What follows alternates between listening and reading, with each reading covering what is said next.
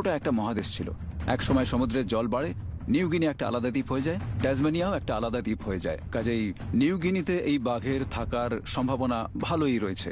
আর যদি কোথাও থেকেই থাকে তাহলে নিউ গিনি দ্বীপের প্রত্যন্ত অঞ্চলে তাদের থাকার সম্ভাবনা আরও বেশি। ইন্টারনেটে নিউ গিনিতে থাইলাসিন দেখতে পাওয়ার অনেক ভুয়ো খবর দেখতে পাওয়া যায়। তবে একটা জিনিস আমি জানি, যে ওখানে না গেলে আমি সত্যিটা জানতে পারবো না। এবার যোগাযোগ করেছি প্যাপুয়া নিউ গিনির একজন ওয়াইল্ড লাইফ বায়োলজিস্টের সঙ্গে। আমার মনে হয়েছে ওর চেয়ে ভালো এই অঞ্চল সম্পর্কে খুব কম লোক জানে। আর এখানে থাইলাসিনের খোঁজে খুব কম অভিযান হয়েছে, যাকে ওরা বলে ডোরাকাটা কুকুর।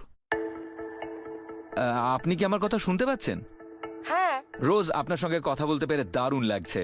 কলটা রিসিভ করার জন্য ধন্যবাদ। আপনাকেও ধন্যবাদ। আপনি এভাবে যোগাযোগ করলেন, আমার খুব ভালো লাগছে। প্যাপুয়া নিউ গিনি আসার আগে একটা জিনিস নিশ্চিত করতে চাই, ওখানে কি কেউ এই ডোরাকাটা কুকুর দেখেছে? হ্যাঁ, দেখেছে। আমাকেও অনেকে বলেছে, কিন্তু অর্থের অভাবে এটা নিয়ে তেমন কাজ করতে পারিনি।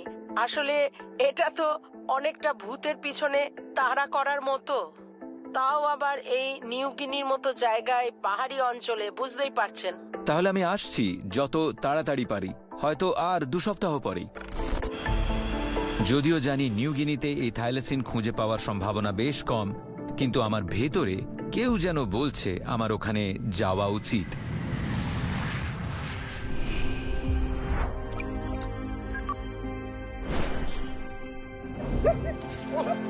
প্যাপুয়া নিউ গিনি আমার খুব প্রিয় জায়গা।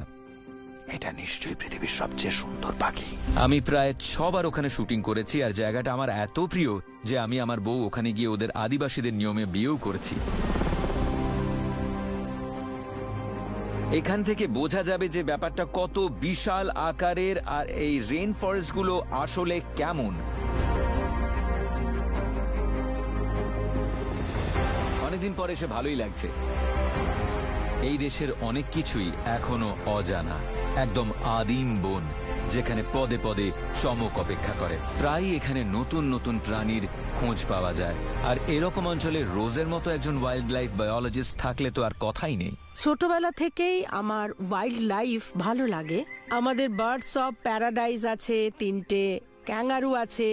এছাড়া এই দ্বীপের নিউগিনির আরেকটা প্রায় অবলুপ্ত প্রজাতির খোঁজ করে চলেছেন, যার নাম নিউগিনি সিঙ্গিং ডগ, যাদের ডাক গানের মতো। আমি এই সিঙ্গিং ডগ নিয়ে কাজ শুরু করার পর জানতে পারি আরেক ধরনের কুকুরের কথা, যাদের এখানে টাইগার ডগ বলে। ওদের গায়ে ডোরাকাটা দাগ দেখা যায়, মানে যেমন শুনেছি এখানকার লোকেদের মুখ থেকে আর কি। ওরা শুধু রাত্রে বেরিয়ে শিকার করে, আর এদের ডাক কখনো শোনা যায় না। শুনে তো থাইলাসিন মনে হচ্ছে। কি মনে হয় এরা ডাকে না বলে এদের খোঁজ পাওয়া যায়নি? আমারও তাই মনে হয়, কারণ এরা এত চুপচাপ থাকে, কেউ কখনো এদের ডাক শোনেনি।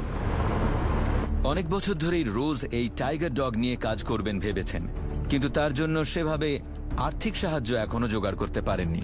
যদি এই থাইলাসিনদের খুঁজে বের করতে পারি, তাহলে আনন্দে কি করব জানি না। বুঝতে পারছেন নিশ্চয়ই, মানে কতটা অসাধারণ একটা কাজ হবে।